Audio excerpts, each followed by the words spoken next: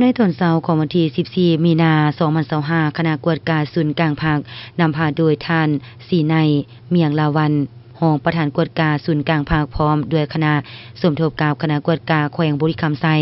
นำโดยท่านคำตันสีสมจิตรองคณะกวดการภาครัฐแขวงพร้อมคณะได้ลงเคลื่อนไหวสุกยูเวียกงานตามสายตังอยู่ห้องการกวดการภาครัฐเมืองปากสันการลงเคลื่อนไหวเวียกงานครั้งนี้แม่นเพื่อติดตามสุกโยการปรับปรุงกงจากการจะตั้งพระบทบาทและการกำหนดตำแหน่งงานอยู่คณะกวดการเมืองปากสันพิธีได้จัดขึ้นอยู่ที่หอประชุมน้อยเมืองปากสันซึ่งได้รับฟังการรายงานการเคลื่อนไหวเวียกงานกวดการภาครัฐอยู่ภายในเมืองโดยท่านนางจันมารีประธานกวดการภาครัฐเมืองปากสันต่อเวียกงานด้านต่างๆอยู่ภายในโครงการ